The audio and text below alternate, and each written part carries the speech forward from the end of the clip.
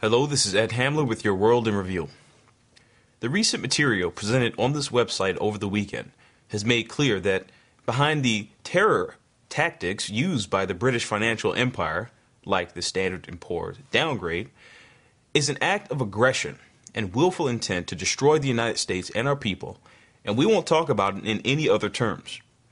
This terrorism of our people will continue unless we look at it in this way, not as some financial phenomena, and we must fight back to overthrow this system and those who are servants of it, like President Barack Obama. It should be clear by now that this entire thing was orchestrated largely to establish Obama as the dictator of the United States of America. In the same way, an orchestration occurred to put Adolf Hitler in power under the guise of an emergency decree. This policy and similar policies that are tended to terrorize our people have operated since no later than 2007, when the financial system blew out then, and we were terrorized by claims that the sky will fall to scare us into bailing out Wall Street and the London banks. We bailed them out then in the midst of a mortgage crisis they created, and our people found themselves jobless and homeless. When the bailout failed and the banks kept doing the things that blew out the system in the first place, we started printing money and bailing them out even more with quantitative easing. Guess what we got? Hyperinflation, especially in food. And now the Congress has accepted the terms given by these ratings agencies and Obama, raising the debt ceiling. And now we've got a super Congress which just nullified Article 1 of the U.S. Constitution and has made Obama and his super Congress the reigning fascist government. Now that's what we're dealing with here in the United States, and the environment of terror continues in an effort to scare us further into submission. What's more is that the Federal Reserve is planning to meet tomorrow about this entire situation, and what's looming about right now is a newfound push for another bailout in the form of quantitative easing Part 3.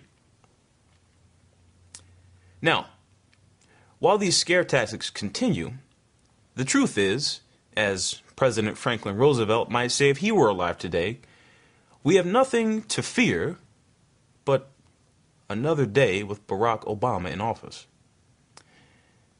This is the fight that LaRouche PAC has been waging and catalyzing since last year and earlier.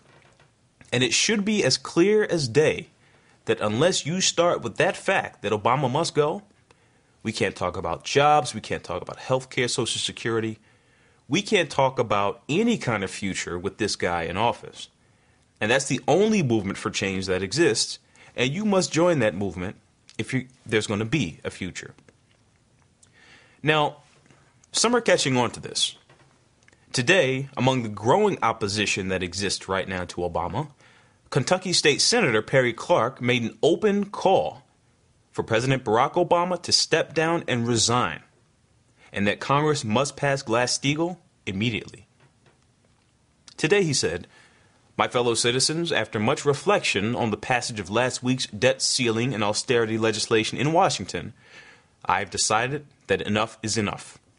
This legislation is brazenly unconstitutional, and I hereby call for a series of emergency actions to undo the damage, beginning with the resignation of President Barack Obama." President Obama was at the center of instigating this legislation, and once he affixed his name on the bill, he crossed the line. Many members of Congress have since denounced the bill, and other national leaders have pronounced it unconstitutional. Is it necessary to go further?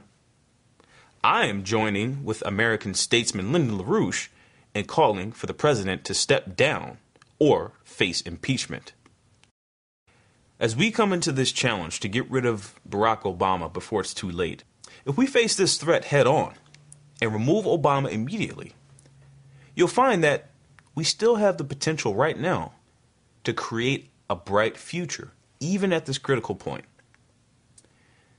This week on this website, we'll be presenting material that will define for you the potential future of this country and the world as a whole. In defining mankind as the only willfully creative and immortal species we know of, and its implications.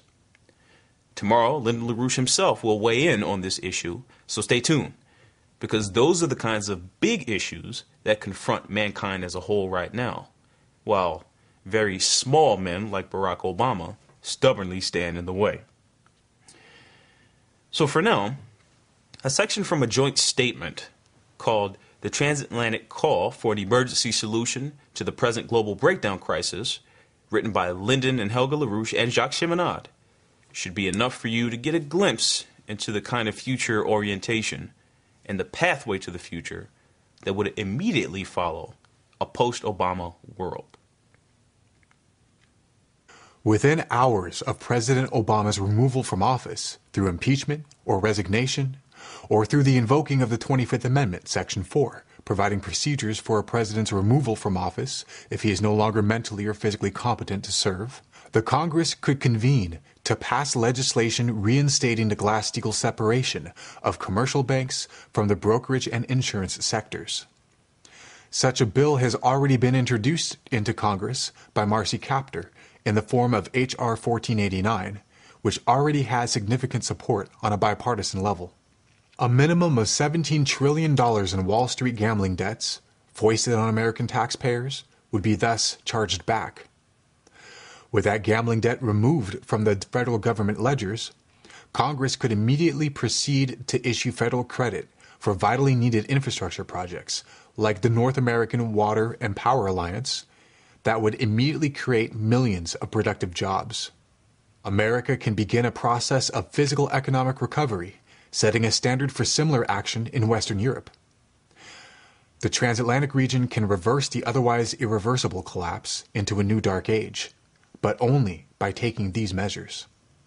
The unavoidable first step is the removal of President Obama from office in the immediate days ahead. The overwhelming majority of American citizens are demanding this action now.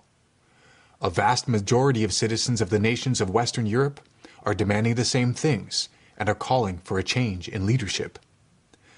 Now is the time for action.